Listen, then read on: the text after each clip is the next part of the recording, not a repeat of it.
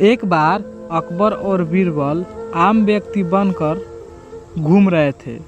उन्होंने देखा एक औरत जो अपने पति से छोटी है, वह उसे थप्पड़ मार रही है।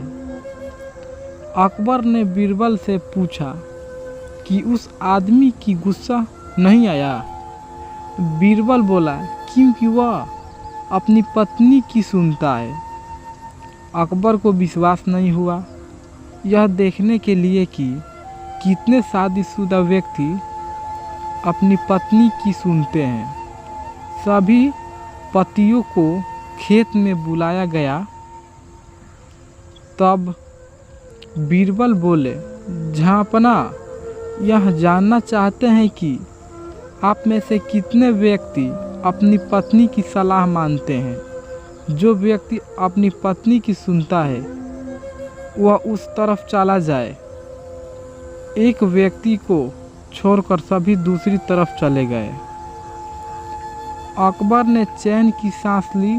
चलो, एक तो अपनी पत्नी की नहीं सुनता। बीरबल ने उससे पूछा, तुम उस तरफ क्यों नहीं गए?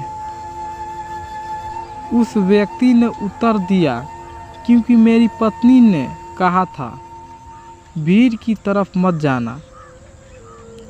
अकबर अब भी नहीं माने। वह बोले, कुछ तो व्यक्ति ऐसे होंगे जो अपनी पत्नी से नहीं दबते होंगे। मैं तुम्हें 2 सुंदर घोड़े देता हूँ, तुम जाओ और अपने साथ कुछ मुर्गियों भी ले जाओ। अगर तुम्हें पत्नी भक्त व्यक्ति मिले तो उसे मुर्गी देना, और कोई ऐसा व्यक्ति मिले जो पत्नी भक्त ना हो, उसे दोनों घोड़े में से जो वह चाहे दे देना। बीरबल दिल्ली में घूमे और जहाँ भी जाते मुर्गी ही देते। एक जगह उन्होंने एक पहलवान मिला जो धूप में बैठा था और अपने शरीर की मालिश कर रहा था। बीरबल ने पूछा, क्या तुम पत्नी भक्त हो? उसने बीरबल को अपने हाथ दिखाते हुए कहा, जरा मेरा हाथ पकड़ो और मैं तुम्हें दिखाता हूँ। उसने बीरबल का हाथ इतनी जोर से दबाया कि बीरबल की चीख निकल गई। अगर तुमने मुझसे ऐसा प्रश्न दोबारा पूछा तो मैं तुम्हें मारूंगा। मुझे कौन प्रभाव में रख सकता है? एक छोटी औरत अंदर खाना पका रही थी। बीरबल ने पूछा, तुम्हारी पत्नी कहाँ है? वह बोला, वह मेरी पत्नी खाना बना रही है।